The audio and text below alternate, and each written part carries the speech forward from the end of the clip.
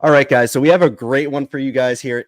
We have Alex Sabio here, a respiratory therapist from SoCal that is also a real estate investor. So, Alex, I know you do a lot of things. So tell us a little bit about yourself. Hey, thanks for having me on. Pretty excited to be here. Yeah, like Brian said, Alex Sabio, live here in Southern California. Actually in the healthcare field. Kind of got encouraged because I'm Filipino, so like every other Filipino to get into healthcare, but I kind of had an itch to get into real estate. My grandparents kind of did a little bit of that here in Wow, Southern California. Got into respiratory therapy. She is 22 years now. The old guy 22 at work years? now, You look right? so young, dude. Yeah. Oh, thanks. I don't feel like it. I'm just letting you know. So yeah, like right away in my career, for some reason, like in 2002 when I started, there was a ton of infomercials on. I worked night shift, and I would just like watch them like in patient rooms and stuff. And there was people always talking about real estate. And at that time, much like 2, 3 years ago, everyone else was getting into real estate, and I kind of got that bug. Started investing in real estate, made every single mistake in the book, but really caught my niche about 4 years ago. I got into Airbnbs.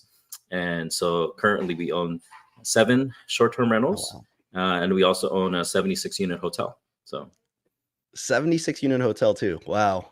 yeah. That's amazing. So, before we get into all the Airbnb stuff, because obviously everyone's going to try to find out how did you get the income and all that. So respiratory therapy, let's just start there. How did you, other than being Filipino, go into healthcare? Like, why respiratory therapy? To be honest, I had a couple uncles that were doing it, Oh, cool. and I was in high school. I didn't know what I wanted to do, right? I had no clue. And I just, it's going to sound really bad, and I hope they don't see this, but I was like, man, if they could do this, I could probably do this too. And then I had an uncle who was in his like mid 20s that was doing it. And at the time when he was doing it, I saw that he was taking up mountain biking. He was doing, Mm. I think, snorkeling. And then he was telling me a little bit about what he did. He works NICU, and ironically, I work NICU now too. And he was telling me about all of these things that he did. He was saying, "Yeah, we intubate these babies, we give cure serve." And then he goes, "I work 3 days, and then I'm off 3 days, and I work 3 days, and I'm off 3 days." And that's all I really took from that conversation. Mhm. 3 days, and then you have 3 whole days off. Because in my mind, that was amazing. Yeah. You only have to work 3 days a week, so that really appealed to me. And going through college, like I said, I didn't know what I wanted to do, and I just said, "Forget it. I'm just gonna go for it." Probably the best decision I've ever made. So, Nice. I didn't even know respiratory therapy did that. There's like the same, like kind of like nurse schedule where it's like 3 days and then you get the 4 days off. yep, 312s. So. And then just seeing that your like uncle was able to do so many things on the days off is what also put you on to doing like side hustles and stuff like that. I think what attracted me was the freedom. Mm. And when I saw that he had time off, and I was like, that's really what attracted me. I could have gone into nursing, like all of these other fields, but for some reason, just seeing someone else and knowing someone else that did something, and I said, you know what, I could probably do that same exact thing. And then when you were at your job and then you're seeing these infomercials about like real estate and all that, like how did you just like jump into it? Um, yeah, that's a good question. I would have to. It really was like a no fear type of thing, Mhm. and knowing that it was going to be a good thing.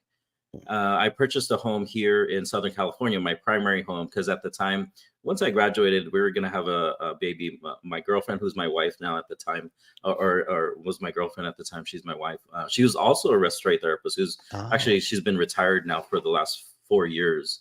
We that's actually met amazing. yeah, we met in school, and I had to buy a home, so I bought a home because that's what everyone does, right? They get a job, they have a baby, they're gonna buy their own house. Yeah. Um, and like a year later, that house here in Southern California went up about $100,000. Oh, dang.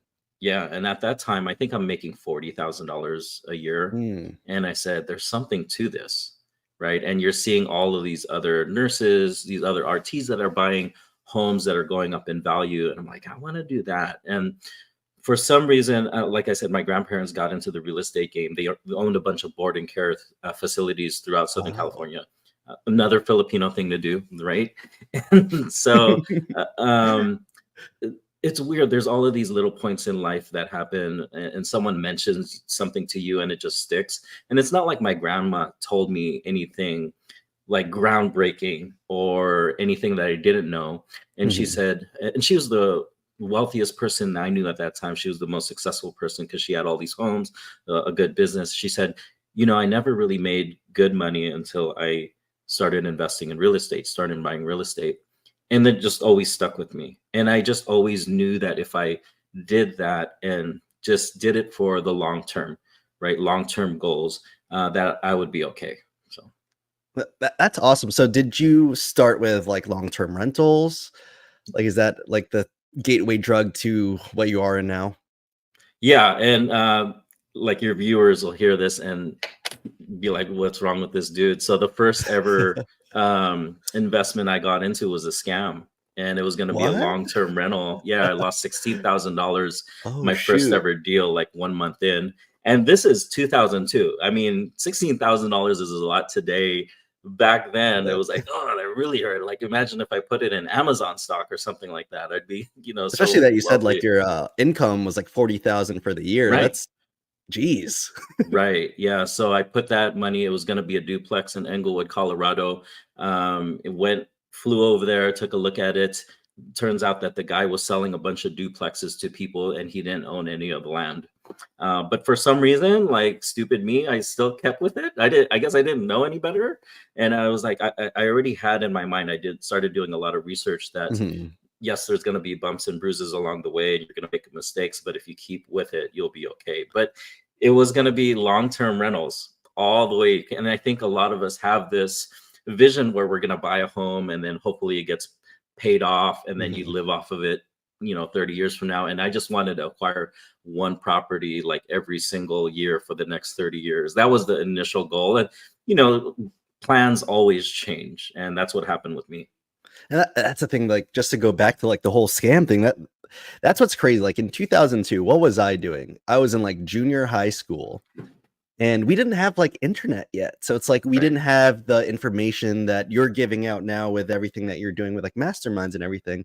So, like, how did you even hear about that Colorado, but you're in SoCal? Like Yeah, right.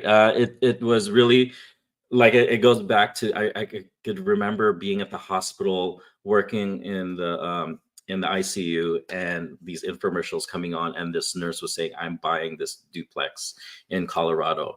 And at the time there's not much internet. I think the internet was around but nobody's really like going Yeah. online and stuff. And so I was like, well, okay, I want to do that. And I didn't do much research to it. I said, I've bought a ton of homes like out of state and I've never seen them. I've Mhm. bought and sold them, never visited the property. But this is the one time I will actually go out there. Let me go investigate it. So I went out there, investigated, but I didn't know what I didn't know. And Yeah. I did meet with the company, went to their office, went to the plot site and everything, signed a contract. But it really was through word of mouth how I found out about it. Oh. So So, how many you said this was, like, your first deal, like, you were trying to do? that was the first ever Like, deal, right? A so bust. I have only 2 rental properties, right? And, like, the first one was, like, a headache on its own for a little bit, and that almost made me stop there. Like, Right. going through what you went through, I probably would have just been like, "Oh, man, this is It crazy. sucks. I'm not gonna keep going with this." Like, I know you kinda, like, touched on it saying, like, "Oh, I'm just gonna figure it out," but what pushed you to be like, I was about to lose, like, 16 grand, and how do I know that it's gonna be okay for the next deal? I think part of it was like I think we all do it. You compare yourselves to others. And in the hospital, there's so many people making so much more money. And I'm like, dude, the RTs, we don't make that much money. And you're like, how do I like keep up with everyone else in the back of my Mhm. mind? But not only that, I have a family, I have kids. Yeah. I have 4 kids now, but at the Oh, time I wow. had one, and I said, making the salary that I make now, there's no way that I'm going to be able to do what I want to do. And I Mhm. have to figure out something else. Not that I didn't like what I do. I love what I do. I was like, dude, this job's amazing. I work in pajamas. Just BS all night with other people. I mean, we do our thing too. You know what I Yeah, of mean? course. But we have a good time at work. I just saw that there really wasn't going to be any way out of it. Now, currently, I make over $60 an hour, but at that time, I was making $19 an hour. Oh, dang. No way I ever thought I'd be making like 3 times more than what I started. I thought that if I made $25 an hour, I'd hit it big and never need to make another dollar an hour. Right now, $25 an hour is close to minimum wage. But Yeah. yeah, I just didn't see a way out or improving my situation unless I started having a side hustle or investing in real estate. So, And how many long-term rentals did you have before you like moved um, to Airbnb? like I said, I'm not the smartest dude, and I have made mistakes along the way. So 2008 hit, and the Oh, the Great rest, Recession yeah. hit. Yeah, and so all of these long-term rentals I purchased like just completely bottomed out. And Dang. the worst one I bought for $450,000. I'd have to pull it up again. 2 years later, uh, I was trying to self-manage it. I was an awful landlord, and the tenants weren't paying. Mm. And the purchase price, like I said, 450s, all of a sudden it was worth like 230 or something like that. It was Dang. worth half of what I paid for it. And at this point, everyone's walking away from their rental properties. And so I said, I'm going to do the same exact thing. And so I walked away from that rental property, wound up having a foreclosure on my record, wound up filing for bankruptcy. And this is like in 2013 when I finally filed Oh, for dang. bankruptcy. Right. But luckily for me, I had a handful of rental properties that were long-term rentals. I bought them like throughout the country for like maybe 120,000, $130,000, and they were only worth like $60,000. But luckily, the tenants were pretty much Paying. paying my mortgage. Yeah, and the banks, when I had the foreclosure, they look at all of your assets and they're saying, "Hey, can you sell any of these?" But the banks didn't even want any of them. They were like, those properties are not worth us taking from you because we're going to lose money. Mhm. Luckily for me, I kept a lot of, actually all of them except one property. And just like slowly over time, those properties kind of started paying themselves off and started slowly going up in value. Not only that, rent started going up. And so I think 2018 is here, and I'm getting the itch to get really back into real estate and buying properties again. I think I have like maybe 12 rental properties at that point. So 12. And you said these were like all out of state as well? yeah, but what you find is that long-term rentals, you really don't make money. Really? I know that people think landlords make a ton of money. I mean, the profits and the amount of headaches, the yields just aren't there. They might be profiting 100, $200. My best ones were profiting maybe $500 a month. The problem with that is, the tenants move out every 2 3 years and then they completely damage the property and you're going to have to spend 5 6 thousand. One of them, I think I had to spend Oh, $12,000 dang. to fix up, and I'm like, I'm not making any money here. It's just kind of long-term wealth in the sense that these properties are slowly going up over time, and hopefully the tenants are paying down the mortgage. Yeah, that's where I'm kinda like at right now. That's why I haven't bought another long-term rental in a while because, like, it's only cash flowing me like 2 to $300, and it's like you said, like, the tenants move, and then and mine are out of state too, so I'm all relying on my property manager, like, "Oh, they really messed up this house," and then Yeah, everything you earn for the year is gone. gone. Yeah, yeah. And, like, I yeah, there's tax advantages, but not as good as what you're doing. Right. Yeah, you think sometimes I think the property managers are making more money than me. Oh, Like yeah, for sure. everybody's making more money than me, but I put up the money and all the risks. So that kind of led me into around 2020. I really, at a certain point at my job, I became miserable. And a Mhm. lot of it was me working so much overtime. And then I had a lot of us are going to experience it where there's a different turnover in management, different philosophy on Yeah. how they ran things. And I looked at it and I said, I need to change my situation. Like, there's absolutely no way I could work for these people anymore than 2 3 years max. like life cannot continue this way, and I needed to make a change. And so I thought, well, real estate, I have all this knowledge, so it's either I have to completely blow this up and get more units, because at this point I got maybe a dozen long-term rentals. And looking at it, like if they're cash flowing, let's say 100, $200, you're cash flowing about 2 grand, maybe 3 grand at the end of every month, maybe if everything goes right. And I'm like, well, I need to profit about $20,000 for me to be able to retire, my wife to retire, pay healthcare. And I'm like, okay, I need 100 properties. How the heck am I gonna, how am I gonna do this, right? And so at this point, I'm starting to look into buying apartment complexes. And we all know what happened in 2020. I had all these flights lined up to where I was going to go visit different areas of the country, and it was going to be impossible. But through that, just networking with through a bunch of people, I kind of like someone dropped this gem on me, and they said, apartments suck. I wouldn't invest in that. I'm making $24,000 a month with 3 Airbnbs. And I'm like, wait, what? Tell me more about this. And that's kind of how I just got into it. So, yeah, Airbnb just what? I don't even remember the year it just came out. I just remembered I was starting to like stay in like random houses because like my friends were like, oh, let's check out this place. And I was like, why would someone let me live in their house for like 7 days? But now, like looking back at it, it's freaking genius. brilliant. And then so when you met this friend, like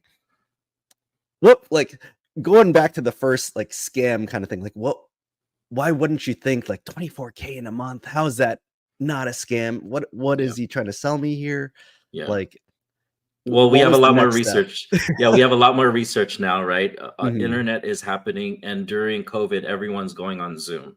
Oh yeah. And I am hosting real estate meetups at that time because I had some long-term rental knowledge and people wanted to talk long-term rental with me. And if you get into apartment syndications, which is what I was trying to get into, you're just networking with as many people as possible. And at that point, I was just on network mode. And if anyone, if I were to give anyone any advice, if you don't know what to do and you want to create a side hustle, just start meeting people. And then you'll hear all of these stories like, you're doing what? Like, and it's kind of goes back to where my uncle, like he was a respiratory therapist. And I'm like, oh, that sounds really cool. Maybe let me look into that. And so at a certain point, we just start interviewing as many people regarding Airbnbs or short-term rentals as possible. And I'm like, whoa, there's something to this.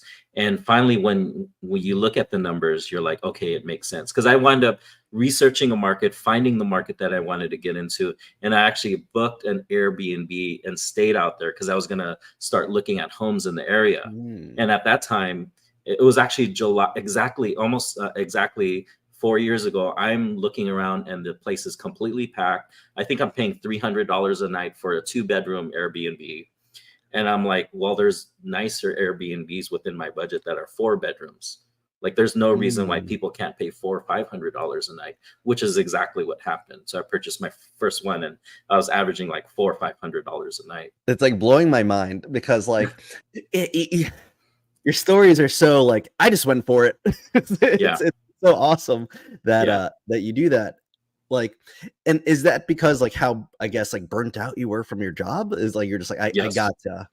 You have to have some. I always tell people like you have to want to change. Like you have to have that desperation. And I see people at work that want to do exactly what I want to do. I work for Kaiser. I probably shouldn't say that, but they pay us great money, right? They pay us great benefits. They treat us really nice. Workloads are really manageable. And so you're comfortable. And so you don't have this, I need to change my situation. No, right? Yeah, I get And that. so you have to put something in your mind like, my kids are about to go to college.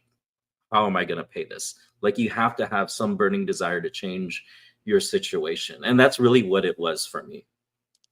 Yeah, that's amazing because like I hear that from a lot of people that I know in California too. They work for the same hospital system, I guess, and they say that they're getting paid so good that they're almost too comfortable of where they're at, but at the same time, it's I guess like you could be happy with the paycheck, but it doesn't really push the needle further for you. Like you still have to work 30 years to get to where you want to be. And like I don't know, it's such a weird trap rat race type of feel. But Yeah. going into your Airbnbs, did you end up selling your long-term rentals, like all of them? Yes. At a certain point, we just enjoyed what we were doing.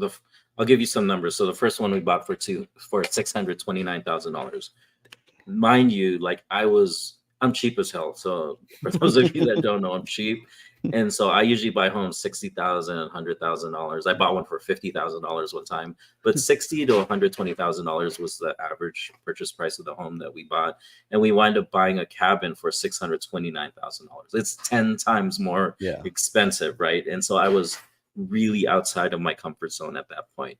But that property starts cash flowing us $5,000 a month, and it gave us so much tax breaks where I paid zero in federal income taxes. Wow. And so at that point, we're like, well, if this property is cash flowing $5,000 a month, I have this amount of equity in each one of my homes. If I sold those and bought 1031 exchange, where you're selling them to where you don't pay taxes on the amount of profits that you have, but you're just rolling it into another property, Mhm. who's to say I can't do that? And so the second home that I bought, we did that. We sold one and bought the second one. And that second one starts cash flowing us about $7,000 a month. So you can Jeez. see how fast you get to financial freedom. On top of that, it's giving us so much tax breaks where we're paying zero in federal income taxes. That's amazing. And how did you get comfortable with being uncomfortable to do that? To jump to be like, these $100,000 houses ain't it. I'm gonna Yeah. choose the $600,000 one. It wasn't that difficult. I mean, like initially, yes, the fright was there, but I'm gonna let you know. So we went live, I think August 3rd, or we closed August 3rd of 2020. We get our first guest, I believe, August 13th of 2020, and he paid me $500 a night for 4 nights. And I'm like, okay, my mortgage is only $2,500. This one dude just stayed with me for 4 nights, and he just paid us $2,000. And I'm like, yeah, it's over with. Like it doesn't take that much more convincing. Like this is what you want to do. Now, the one thing about short-term rentals, it is a lot of work, but you kind of look the other way when you're profiting that much money, right? And then you Mm. start networking with so many people in the community on Facebook, online platforms, and just figuring out how to manage certain situations because there's going to be a lot of situations where you're going to feel uncomfortable. So do you manage all your Airbnbs yourself? Yes, yeah, because typically, if you with your long-term rental, how much do you pay your property manager? A lot of times, it's what 10%, 10%. something like that. Yeah. So if with vacation rentals on the very low end, will probably be about 20%, and I've Oh, seen some people dang. pay about 45% for an all-in-one. And so when you do that calculation, you're like, yeah, I'm not going to profit if someone's taking 45% of my Dang. profit. And come to find out, there's a lot of automation software out there that'll help you do a lot of these things. Looking back at this, maybe 3, 4 years before I did this, there was never a Ring doorbell or a Ring Yeah. floodlight. And so now I have security systems that I could look on my phone and I could like peek in right now. I have smart locks where I could just input a door code and let anyone in. If it was 3, 4 years ago, to be honest with you, I probably wouldn't have done it. I just wasn't at that comfort level. So Oh, geez. And so since you say you're also still working as a respiratory therapist, are you yeah, working full time? I am. Yeah. How are you doing this, man? Well, remember, so my wife was able to retire from her Mhm. W-2 job. So she Okay. stays at home to manage the business. Not only that, we hire virtual assistants. We're in the process of trying to hire another one right now. Mhm. So they can take care of this work. Remember, I'm doing this remotely from 2,000 miles away. What's the difference if I'm 2,000 miles away versus being 10,000 miles away? So you could definitely hire people and create SOPs, standard operating procedures. Not only that, AI is taking off Oh, like yeah. crazy. I have a guest communication app that I just signed up for that will scrub through my listing. It'll scrub through my previous messages. So if a guest asks, "Hey, I'm looking to book your property. How far is the beach?" It'll automatically answer, "Hey, the beach is a 3.1 mile walk." Or or what is it? Like half a mile, 5 minute walk to the beach. Here's a video to watch, or something like that. So Oh, geez. Like, oh, man. That's amazing that you have all these systems in place already. And like you said, you probably hit every mistake possible, but do you feel like you've got it like down packed now that it's almost seamless?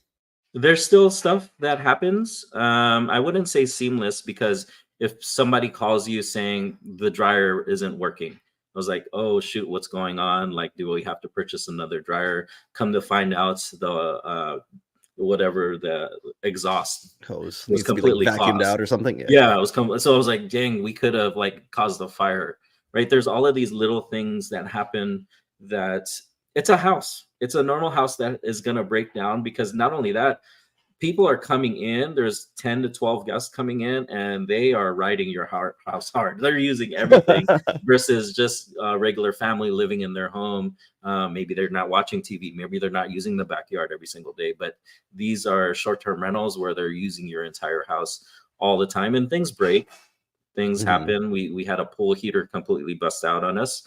And so we had to refund the guests a little bit of money. So I don't know if I have it down completely packed because there's still things where you're still going to have to put in work. But AI is getting close to solving some of this as well. Yeah. So Yeah, that sounds amazing. And like, how do you set up your team around like I'm assuming not all your Airbnbs are close to each other. correct. Yeah. So we own three in the Smoky Mountains of Tennessee. So that's Eastern Tennessee. We own three in Gulf Shores, Alabama, and we own one in Asheville, North Carolina. So I Nice. do like to keep them close together. And so in Gulf Shores and in Tennessee, we have the same cleaners. And, handyman, you're only going to use maybe once a month, maybe twice a month if it's really hard. But your cleaners, there's all of these automation tools. They get my calendar and they know when to go. And then, they know exactly when a guest is coming. So I don't need to tell them that, hey, you need to go Ah, clean this property on July 15th because a guest is leaving. They already know.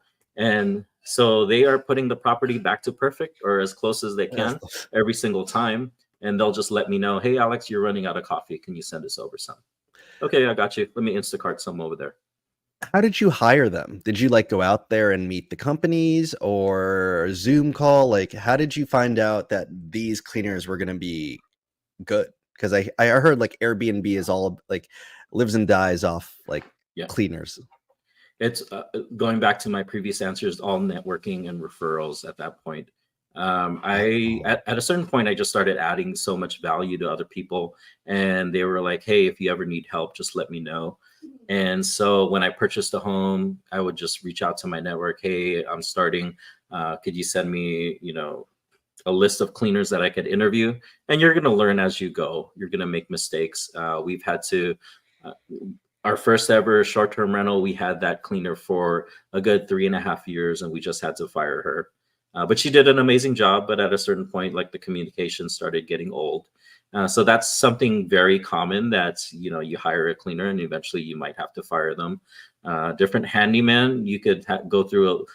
Initially, we had one handyman, and then whenever we needed him, he wasn't there. it's available. And so Yeah. you just go a bit to your bag of network and just start asking people, hey, man, do you have a handyman available? I have a door that's jammed or like a lock that needs to be changed.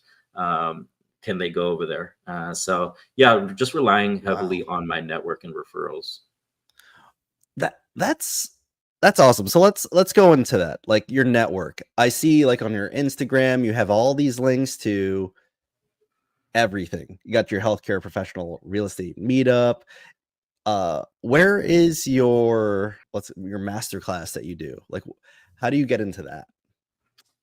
Yeah, so during COVID, as a respiratory therapist, we were pretty much ran Busy. ragged, right? You It guys was are miserable, right?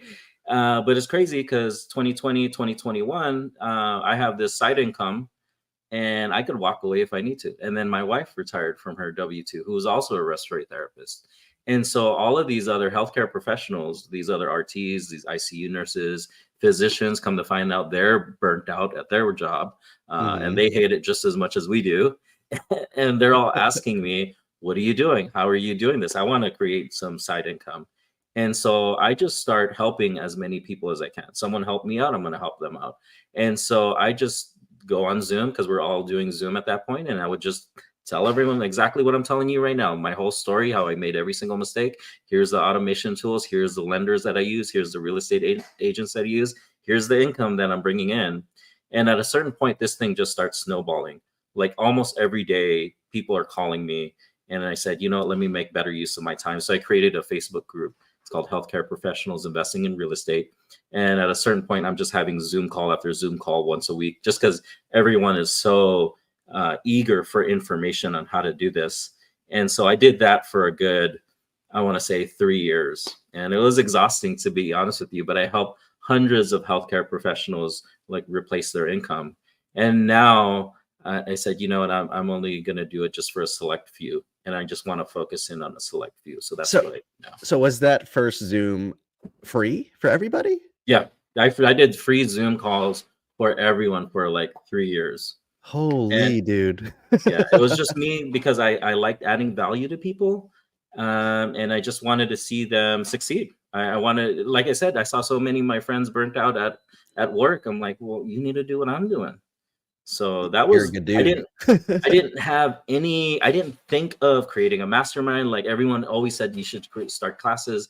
I didn't think of any, I'm not that smart, dude. I'm not that smart to capitalize on it or anything. I just did it because it snowballed to a point where all of a sudden, all of these people who offered different services wanted to come on. And I'm like, I couldn't turn them down. There would be different lenders. There'd be different real estate agents all throughout the country. Like, yes, you're seeing success in this part of the country. We're doing it over here too. You should think about buying here.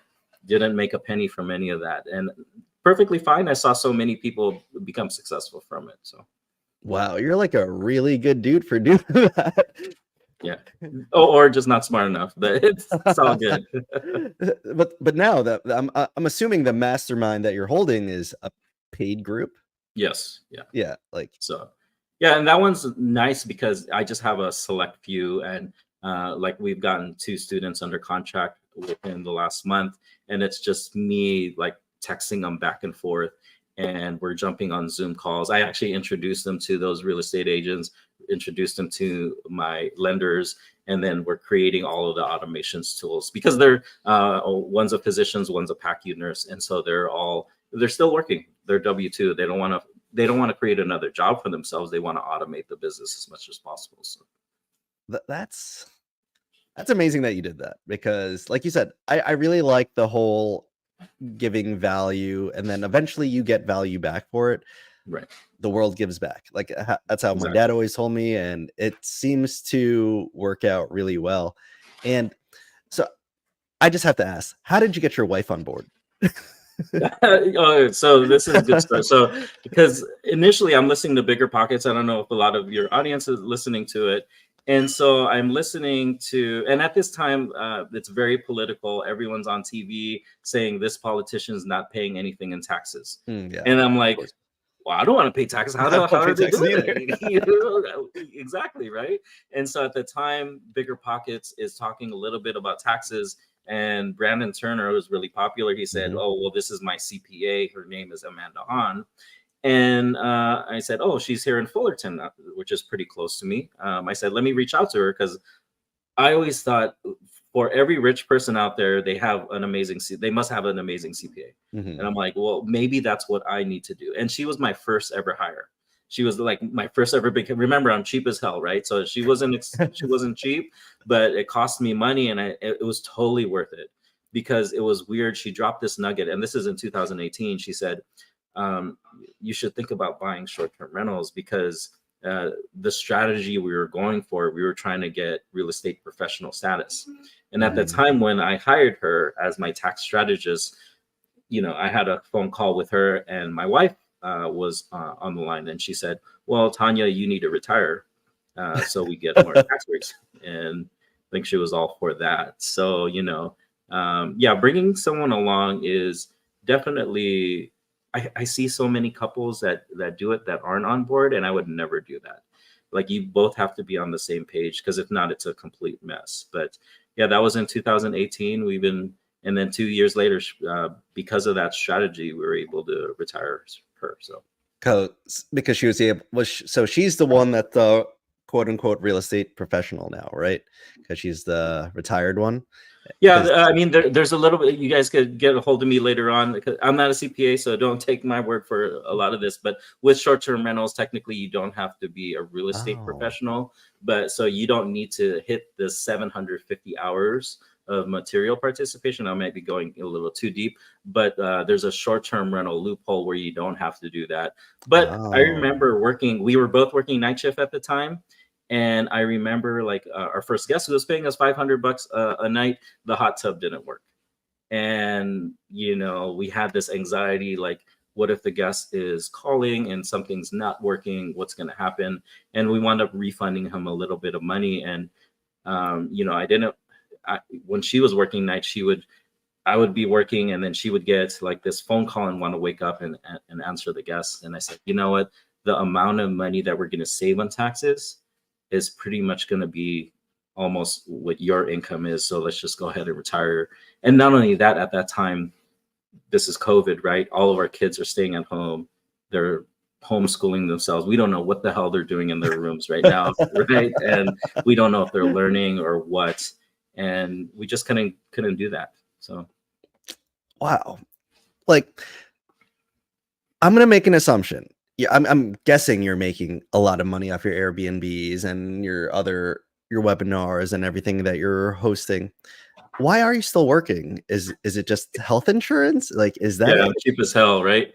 And so like that's gonna be like a couple grand out of pocket for us. And healthcare is important to us now. Mhm. My kids are older. I'm getting older where I could definitely purchase my own. But you think about it, I make a good six figures as an RT, and I would have to pay 2,000, maybe $2,500 out of pocket. That's a good 10 grand right there, easy, That's right? true. And so if I stopped working, I would have to take $10,000 out of my business and pay that, right, to pay my bills and everything. And I don't want to do that, right? And right now the business is definitely it's doing okay. I think if I needed to spend more time on it, um, I might consider it. And like I said, I still enjoy what I do. Mhm. So and we did change bosses, and I actually really like my bosses right now. So that makes it a lot easier to work there. So Oh, so I get it. I fully get it.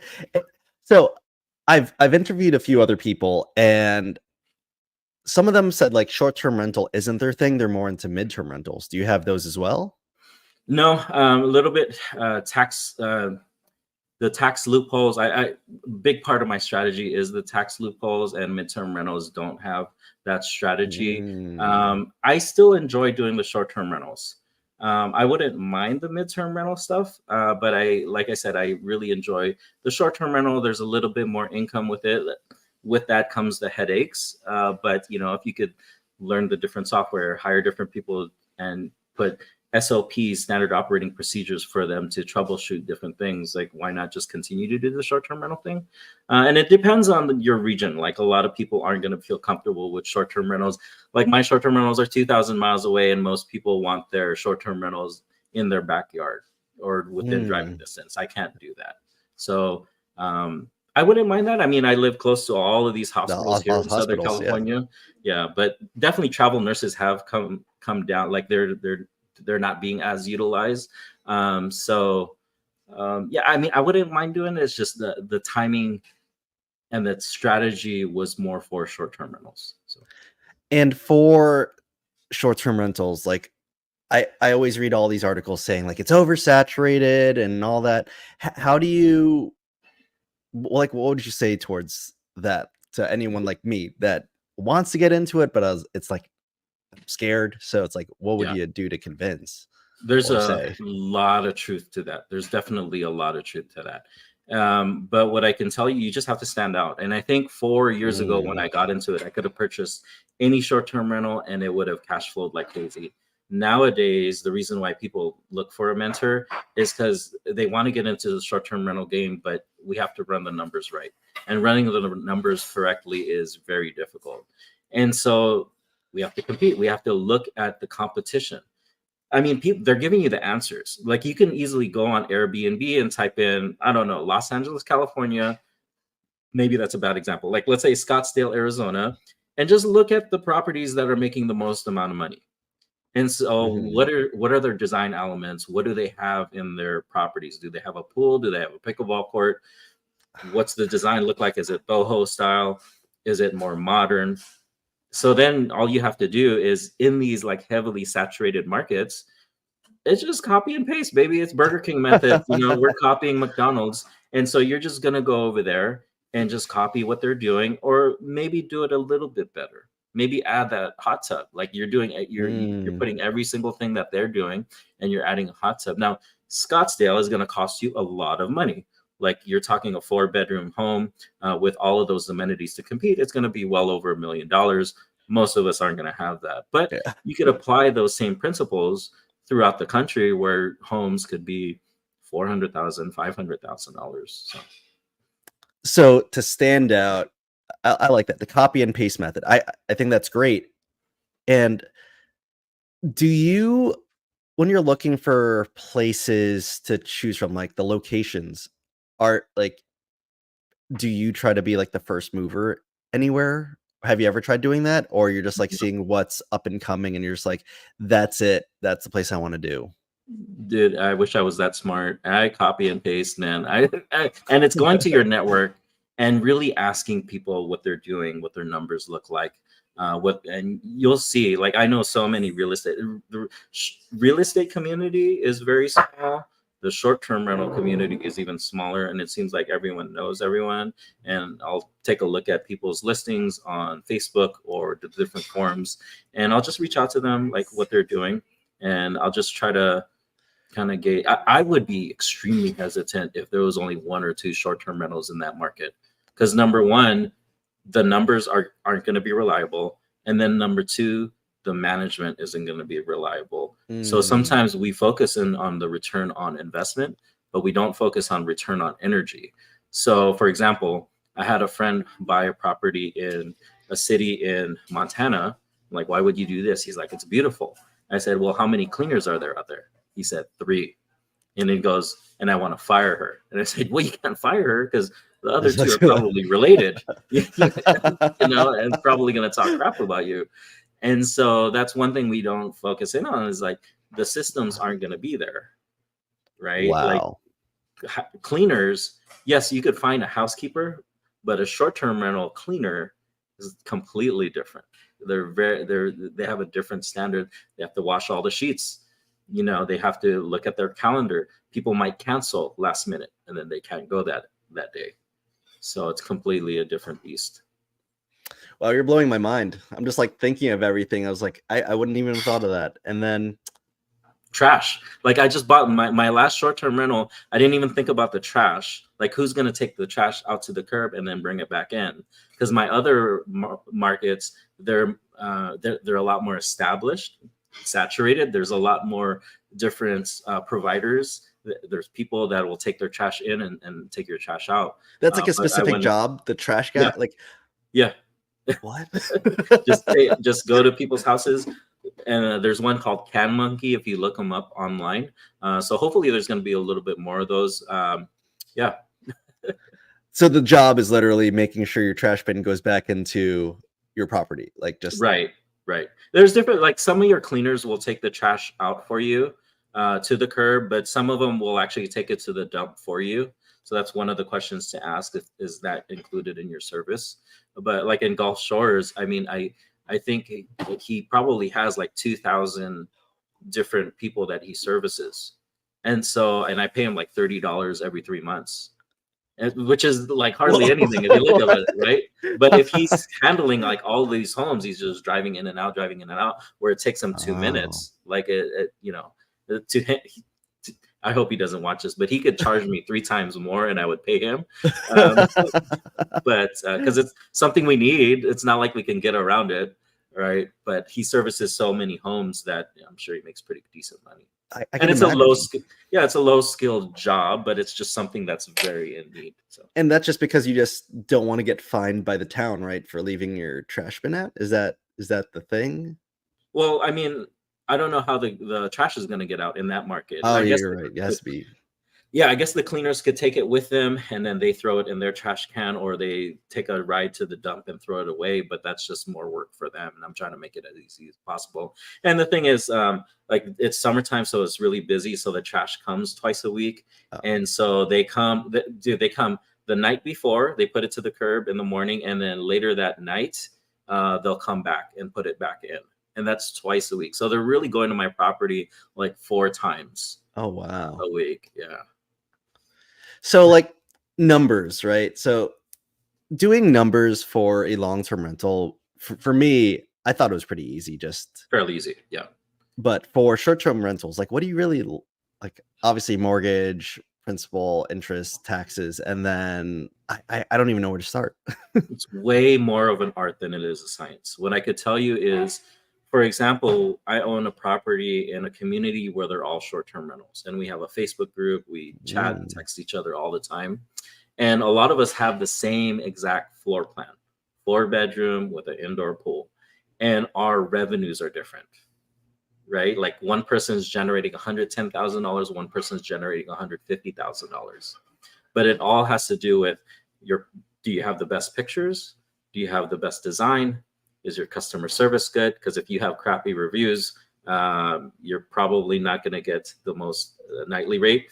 Your pricing strategy, maybe you're putting $1,000 a night when this dude priced his at $700 a night. He got booked and you didn't, right? So there's so many factors to revenue and getting the most out of it. So there are different data sources that we can pay for. The most popular one is called AirDNA. It costs $15 a month. You have to know how to use it. And then even when you look at that data, what I tell everyone is the data is all garbage. All of it's garbage. There's different data points that we can pay for. At a certain point, you have to take all of the garbage, use your intuition, and just take an average. And then on top of that, rely on your network. Rely on your network, rely on your realtor. From that, you take an average, and then you tell yourself, okay, if the average, this $450,000 home, I think it's going to generate $75,000. Can I do better than that? Right. wow. So next question. I know we're almost at the hour mark, but you're dropping so much information that's amazing. I like picking your brain while we're going on. So like we talked about mentorship, and you didn't necessarily have one, right? No, it's YouTube University, like learning on your own and making every mistake in the book, right? So I'm guessing that's what you're offering the people. Like, what would be your biggest selling point for people that should probably look into mentorship? If they need hand holding, they need hand holding, and you don't want to make all the same mistakes that because you're gonna make mistakes along the way. And it's best to have a coach. I could go to the gym all day and I'm gonna go there and do the stupid elliptical. But maybe I need a personal trainer to, like, hey man, you need to work out your chest and your arms, like we need to do these exercises. And so you could definitely learn all of it on YouTube, go on the forums. But what I can tell you is if you want to skip the line and just learn from all of the mistakes, and you don't have to go through all of those. And the amount, yes, you're going to pay money for a mentorship. Some of them are $3, $5, $10,000. But if it's going to save you $40,000, $50,000 in mistakes Headaches and yeah. and headaches, dude, you could skip a mentor and buy your own property right now. You buy the wrong property, you're upside down. And then you're going to be wishing that you paid for someone in the beginning. So, Jeez. And going back to saying, you were saying the short-term rental community is so small and maybe tight knit, and you're saying like some people might have their prices a little bit lower than other people. Like, has that happened to you, and like kind of feel like you got undercut or anything like that? no, there's plenty of money to go around. I never, and it's interesting, in that same community we're talking about, we share our numbers. And it was interesting. For example, we put a mural up in our pool room, and that mural made me stand out above everyone. But I freely shared my That you were mural doing that. artist. Yeah, I said, I'm doing this. Here's his phone number if you guys want to do it. And then they all did the same damn thing. And so now but it's perfectly fine. There's no, I don't feel the need to hoard information. I give it out freely, much like I did with all those stupid Zoom calls that were for free. I still do that with all of my contacts. Hey, you need a plumber? Okay, no problem. The only thing is I stopped giving my cleaners information out. And Because you wanted them to make sure your stuff is getting cleaner. well, so this is a trend that'll happen in the short-term rental community, is a good cleaner will eventually become a bad cleaner. And the reason why is because they grow too fast. And so unless you have a cleaner that says, I'm just going to clean for 10 properties and that's it, I'm not going to take any more homes. But the thing is, if it's a good cleaner, everyone says, oh my God, you got to go to this cleaner. And then all of a sudden they have 50 customers. And they got 50 checkouts on Sunday and they only have a team of 10. And you're like, oh, So should doing they like have a to hurry? half-ass job kind of thing, or Just because, it's natural for them to just be like, we got to complete all the jobs and we're just going to do the best that we can. And so I'll talk to the cleaners and I'll let them know, like, hey, I really have someone that really needs you. But I kind of vet that out. If it's someone that's added value to me, and if I know they're going to treat my cleaners well and pay them well, then I'll pass their information along. So, wow. And what made you the person you are today, like to be able to just like give out like this wealth of knowledge and be happy doing it? Because sometimes I feel like Filipinos don't really do that. I feel like I I don't feel know. like we're happy people, Yeah. but I feel like I guess we touched on it a little bit before. We do tend to compare a lot with each other, Yeah. and I guess even like hate on each other for success. Yeah. But you're one of the few people that looks like you're a genuine dude, and you're just like, no, man, I'm gonna give Yeah. you what I know, and I hope you do Not well with expect it. anything in return. Yeah. Yeah. I don't know what it is. And maybe that's just my personality where I never really cared about making all the money or, hoarding the information. That's just never was my thing. I don't know where I learned that. That's just always how I was. So That's awesome. So, Alex, if someone wanted to do what you're doing today as a real estate investor, still working and still not burnt out somehow, what advice would you give them? just start networking like crazy. You could totally do this. Dude, I was a C student in high school. Like, it's not the knowledge that you're lacking. The knowledge, you could look up everything, you could buy books, but everything is out there. You could learn it really easy. And it's crazy because there's all these physicians that are so much smarter than me, but then when you talk to them about, oh, you have to apply for a mortgage, like they get freaked out. It's like, what are you talking about? Like, you should be able to figure this out. But network your butt off and you'll be surprised who inspires you. And real estate investors, we give out information freely. And so you'd be surprised the amount of information that you could learn from someone, just having a simple conversation. I think with me, I think I still am pretty introverted, where I just won't talk to anyone. But at a certain point, it was like I said, you needed to change your situation, just get the courage to start talking to someone. It's pretty easy online now just to DM someone like, hey, I'd love to pick your brain. What's going on over here? Because I want to do the same exact thing. And then if you could relate to them, for some reason, I tend to talk to healthcare workers so much more freely than someone else. Oh, me too. You know what I mean? Like, oh, you're a burnt out nurse too. I'm gonna dude, you gotta do this. You gotta check this out over here, right? And so whenever someone comes up to me and says, "Hey, I'm a PACU nurse, or I'm a physician, especially NICU," I'm like, "Oh, I'm a neonatologist, but I'm burnt out," or something like that.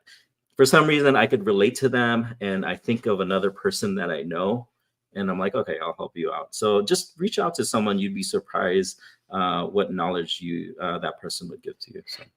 Dang, Alex, this was a wealth of knowledge. You pretty much just gave like a master class right here, and I really appreciate you for doing this. Yeah, no problem. Anyone out there, just reach out to me. More than welcome to have that conversation with people. And that is true. Like I DM'd him a while back, and you messaged back pretty quickly. Like, yeah, let me know the questions, and I'm definitely going to be messaging you because I feel like I need to do some sort of short-term rental, at least one, to figure this out. Right. All right, Alex. Thank you so much, and have a great night. Cool. Thank you guys.